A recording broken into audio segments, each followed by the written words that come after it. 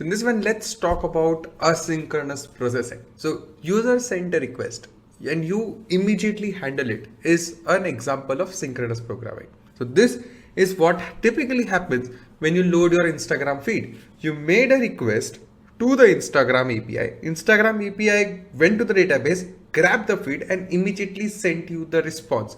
This is synchronous communication happening between you and Instagram backend, right? When you're logging into a website, that is also synchronous. Given your email and password, your website is logging in, that is synchronous. Payments that you make are synchronous. Amount gets debited from one, credited to other, example of synchronous system. So most interactions that we do on the web, they are all synchronous in nature. But there are some things that should not be done in a synchronous way. For example, spinning up a virtual machine. Let's say you are spinning up an EC2 server. Let's say hypothetically, spinning up an EC2 machine takes 5 minutes. Would you just make an HTTP request to EC2 backend? It spinning up a virtual machine takes up 5 minutes and you are not getting anything in response. That's not good. You should at least see something like this. You made a request, it say, hey, your request is processing, right? Behind the scene, it can go and create the EC2 machine. So your HTTP is not blocked on it. This is asynchronous communication. And this is where it's really important. When you do asynchronous communication, it gives you a very good user experience for quote unquote long running tasks. So let's talk about it in a bit more detail and how it is achieved. So whenever you're writing an asynchronous code, this is what your flow typically looks like. So your client makes a request, it comes to API server.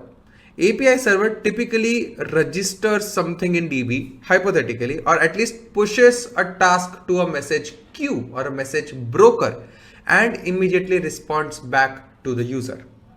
This is typically happens. So let's say you're spinning up an EC2 machine.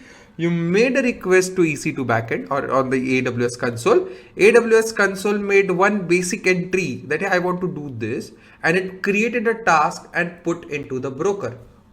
From broker, there are worker nodes who are pulling the task out, doing that massive processing and updating the database when it is done. So this is what happens when you spin up a virtual machine. Your users are not waiting on that to happen synchronously, but rather user would get a response that, hey, request acknowledged. I'm building the EC2 server behind the scenes. You don't have to worry about it. You can go ahead, roam around here or there, close the browser. I don't care. Because when the system is ready, I'll update the status to done. Right? So what happens is when you get the request, an AWS console makes an entry that, hey, I'm spinning up this EC2 machine, basic details it puts, and it puts in progress there.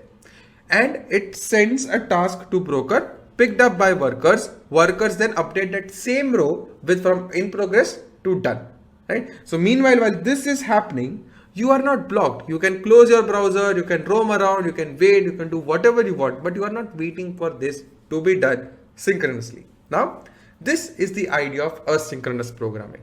So typically long running tasks like video encoding, decoding, massive encryption, decryption, uploading huge amount of files, they're typically done in an asynchronous way. And things are, when you do things in an asynchronous way, it comes with its own set of challenges that we'll talk about. But a really important component that ensures or that enables you to do asynchronous processing is this broker, is this queue that you have.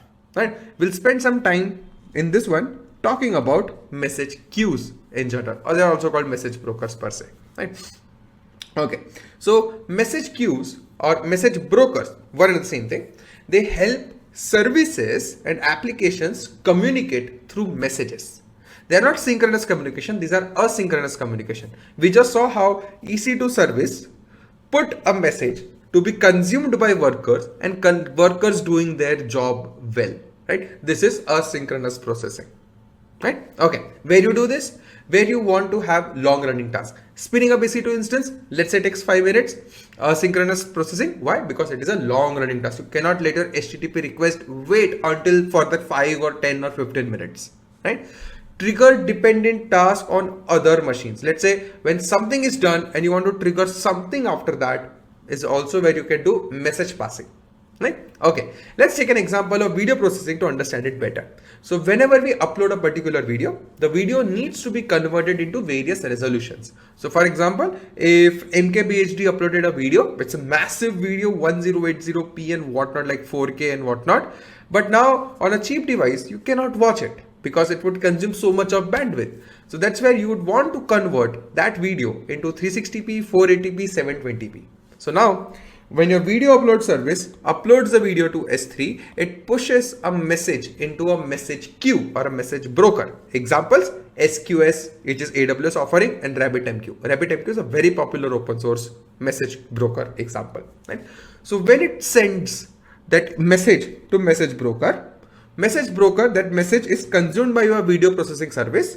In that message, you send the details that, hey, this was the video uploaded, this is the video ID, this is the one who uploaded the video, and whatnot. Some basic information that this video processing service would use to process the video and re-upload them to S3 in various format. So for example, when that message is received by a video processing thing, the video processing worker, what they would do, from that message, they would know the video ID. From video ID, they would know which path on S3 that video lies in. It would download that same video from S3 on this machine. It would create multiple versions of it, 360p, 480p, 720p, and upload them back to S3. This should not be done synchronously. So that is why doing this asynchronously, because this can take its own sweet time, 1 hour, 2 hour of processing.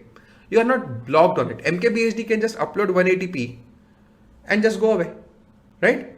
Browser close, mobile app close, whatnot, because behind the scene, this asynchronous processing is done and is taken care by re-uploading the multiple resolutions of video on YouTube. This is a classic example of where asynchronous processing fits into the scheme of things. Right? Now, when you use a message broker like SQS or RabbitMQ, they offer you certain guarantees. Let's talk about it. So message brokers, as we said, it helps us connect two systems. In the previous example, it helped us connect your video upload service to your video processing service. Video upload service uploaded video in the one format that your creator was uploading, while processing service took that video and processed it. Here we had to notify the video processing service that, hey, a new video is uploaded, go process it. This notification was done by passing a message through this message broker. Right? One key advantage of using a broker is your broker buffers the message, because now what happens is, in this broker that you have, you can put in hundreds of messages. The messages would be lying here. They will not be disappearing. The message would be lying over here. Then someone can pick that up at their own sweet pace and do that processing. Let's take an example. Let's say I have an order service where I want to send emails to everyone who has placed an order on my system.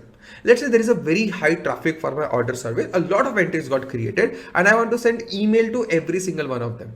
So when I got a lot of order service, classic notification use case, I would put messages in this broker.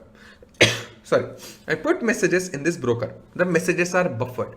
Now I would have an email sender, which is consumer, which is pulling the message out from this broker and making call to our email API to send email to users. Right? Now here what can happen is your messages are still lying here without any problem, while your email sender is slowly consuming one at a time and sending the email notification to the users. Right? Now this can put the data and can continue doing other work while I'm slowly processing all of these messages and sending email to whatever people I want to. Right? This is the idea. Your buffer can, like your message brokers can very easily buffer a lot of messages, and then your consumers can consume it at their own sweet pace. The next one, how long would a buffer retain the message? It's typically configurable. SQS offers you 12 days, SQS offers you 14 days of maximum thing, might have changed because they are also evolving. So they, like every broker has some sort of expiration that, hey, I can hold messages for 14 days. After that, messages would keep on, because it cannot permanently do that, but it would give you long enough duration to buffer your message over here that, hey, any message, whatever you get, please process it within 14 days, otherwise I'm deleting the message. So that is configurable. When you start your RabbitMQ or something, you'll get this as configuration that, hey, this is the retention period that I would want to configure for my messages. The next one is a very interesting feature that your brokers can requeue the messages if not deleted. So here, think about it. Let's say I wanted to send notification, right? Email notification. Someone placed an order, sent an email, wanted to send an email notification. So it pushed a message over here, which should have been consumed by your email sender. But now what has happened? The message was consumed by email sender, but before it could make an API call, it crashed. Now what happens? The message was consumed, but email was not sent. That's wrong, right? So now what happens is, in this case, every broker has different ways of handling it. But in a common sense, what happens is broker gives you APIs to call to delete a particular message. So what you typically do is, when you consume the message, you send whatever you want to, and then you delete the message. So when someone says that I read the message from a broker, does not mean that the message is deleted from the broker. Message is still there. You have to explicitly consume and then delete the message from the broker.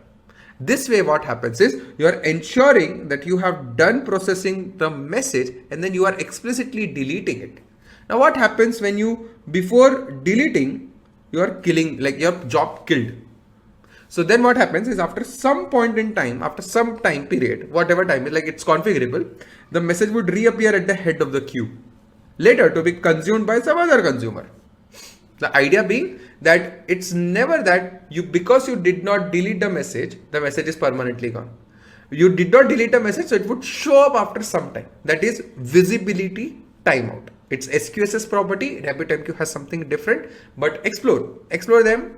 You'll have fun doing it, right? But this is the beauty of it, that because you are requested to delete the message when you are done processing, which means that even if before you could process, if your process crashed, the message after some time would reappear at the head, and then you can reprocess the message easily.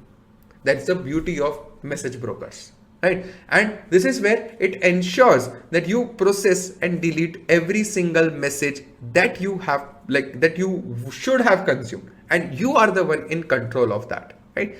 But very interesting side effect, that it is possible that you consume the message, you made an email API, you sent the email to the user, but before you could delete the message, your process crashed. So after some time, the message would reappear again because you could not delete the last time. So some of your users might get email twice. So whenever you are designing a system with a message broker or a message queue, always be wary of the fact that some messages might be delivered to you more than once, and you should be okay with that. Your logic, your business logic, your processing logic should handle that, right? This is a side effect, but it's very rare to happen.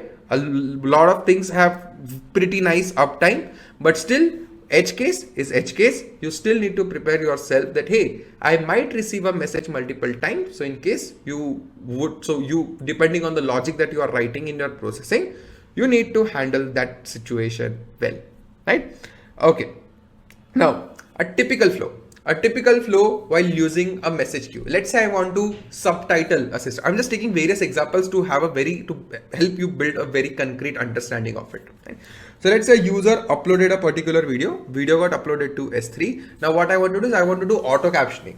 That, hey, I have a very fancy machine learning algorithm that can take the audio out of video and can auto caption, that can create subtitles out of it. So what I would do is, when my video is uploaded or video is published, I would send a message into this broker. This message is consumed by Captioner, and then it downloads the videos from S3, updates the subtitles in this database. Simple, right? Creating subtitle should not be done synchronously because it is a time consuming process. So what you're doing, you are publishing the video, letting people watch it. After some time, automatically subtitles would start showing up, right? This is another case where you are seeing asynchronous processing in action. So whichever thing you can defer, whichever thing you can delegate to get the best performance out of it, to give a good user experience at the end of it, right?